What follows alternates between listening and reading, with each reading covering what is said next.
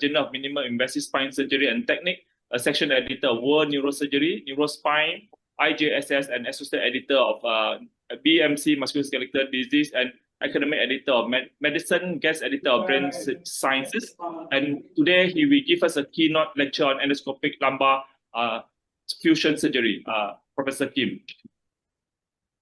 Thank you so much, Dr. Bunseng Liu, and hi, good morning, Professor Salman, Sandeep, and Professor Mehmet and Majuba. It's a long time no see.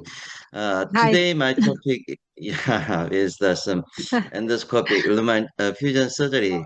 Dr. Kang Taek-nim already mentioned that the endoscopic spine surgery in Korea developed so much, and mostly degenerative disease treated by the endoscopically, spinal disease treated by the endoscopically, and mostly it related by the neurosurgeon, especially, and also nowadays young neurosurgeon, they started endoscopic spine surgery so much. This is my curriculum by then disclosure.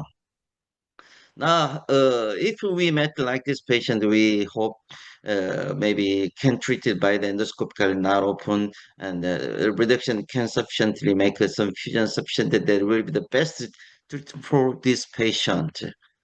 Actually, the endoscopic lumbar fusion nowadays can approach it by the three approach technique of transcambing approach and the posterior approach and post-lateral approach. Among them, I use this post-lateral approach mostly.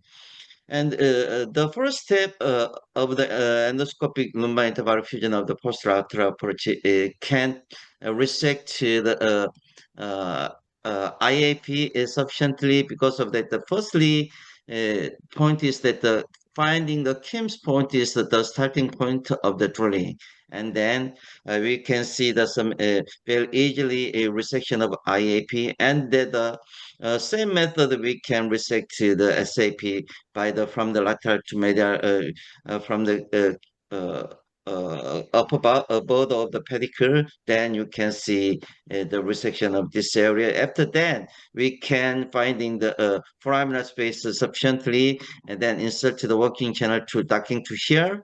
Then next step is very important to that. Sorry.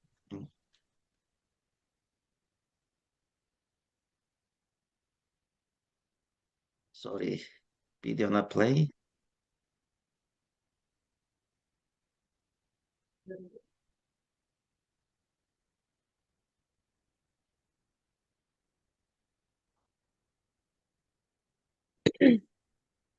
Sorry.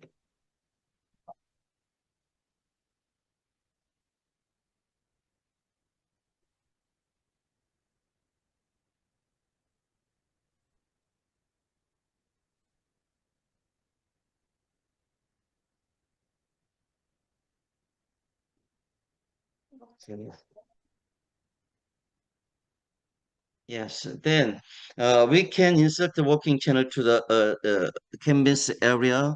Uh,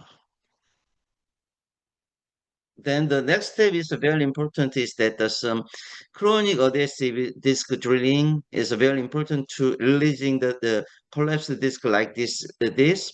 And the next step also very important thing is that the end plate denudation is some increasing the fusion rate and decreasing the substance that make some very rapid fusion process can make it, and decreasing the substance more sufficiently. And after that, resect the chronic adhesive disc drilling, and then and plate denudation, we insert the cage with using the Harrison cage glide that protect the traversing and the acute nerve root together like this. Then finally insert the cage to the target point like this way, and then like this. And then you can see like this severe collapse spondylosis cases using the endoscopic lumbar fusion, and then insert the cage like this way. And sometimes we can insert the two cage insertion is possible to increasing the substance fusion rate. And then finally fixate using the percutaneous screw. And then you can see the finally the single level fusion skin is decreased so much, meaning that the all structure can preserve the complete, meaning that some second junctional problem or some instability not easily not happen after endoscopic lumbar interval fusion. Scientifically, endoscopic lumbar interval fusion already published so much. In my paper, Kim's point already published in the brain sciences. Also, Harrison Glide also introduced this in the world neurosurgery.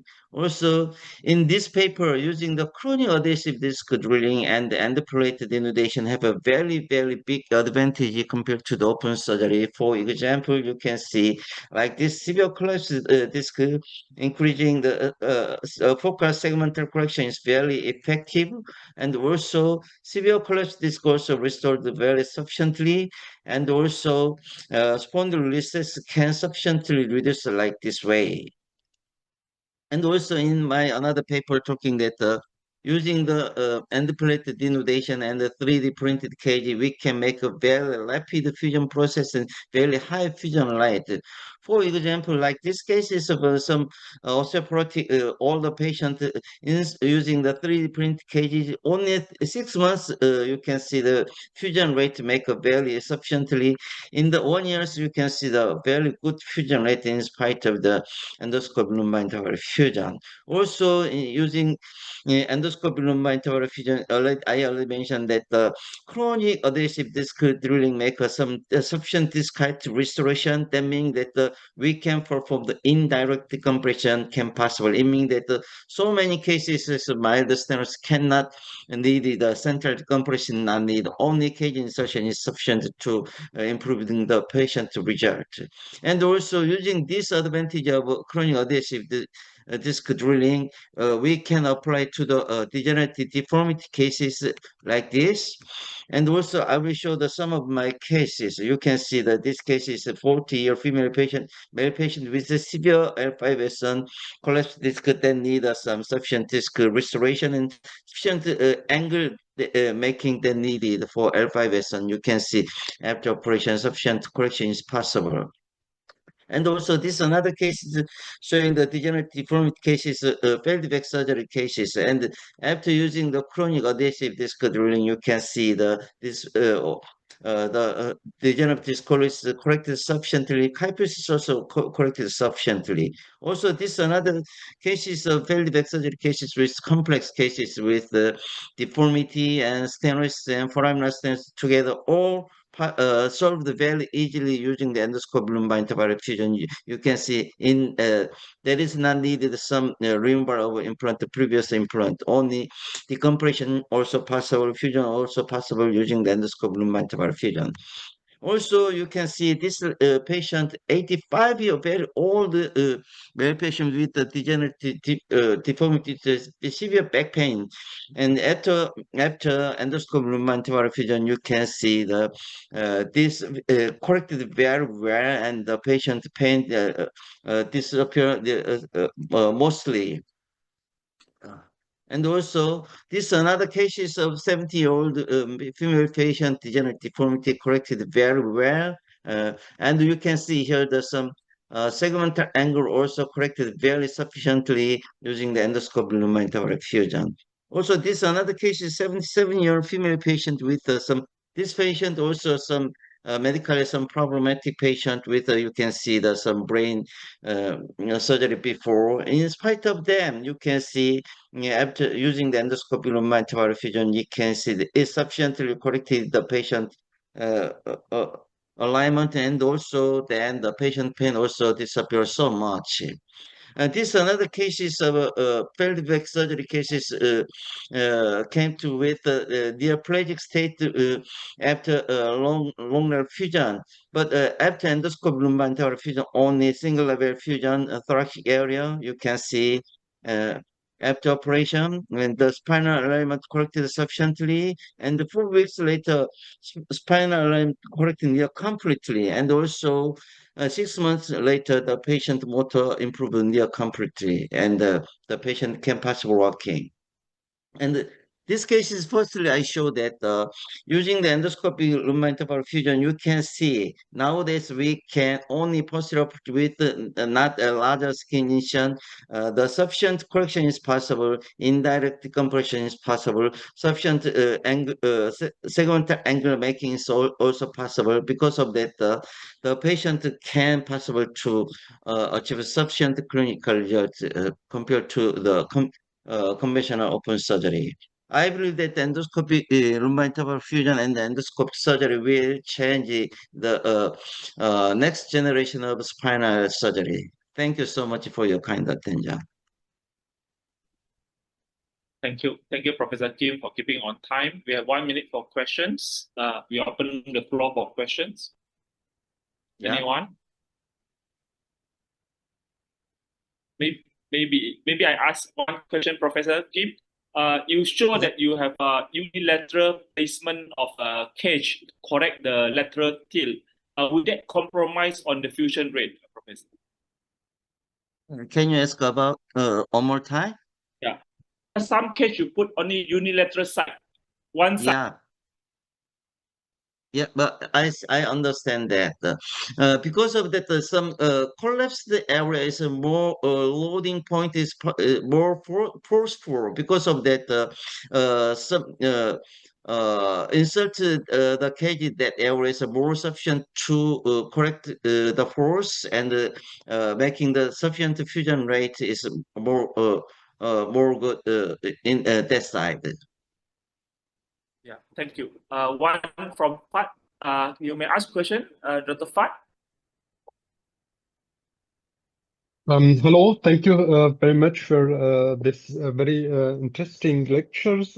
Please, I have one question. What do you think the role of intraoperative electrophysiological monitoring during this transforaminal approaches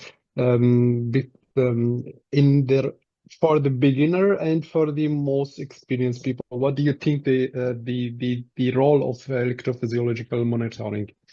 Yeah, for the beginner, I think that maybe intraoperative neuro monitoring that needed, but especially in cervical and thoracic decompression cases, they need some intraoperative neuro monitoring. But in the expert surgeon, like some endoscopic lumbar approach, mostly there is not needed some intraoperative neuro monitoring. Because of that, we can sufficient already knowing the anatomy, already protecting the nerve. But anyway, using the intraoperative monitoring will be more safe and more helpful to save the intraoperative neural damage.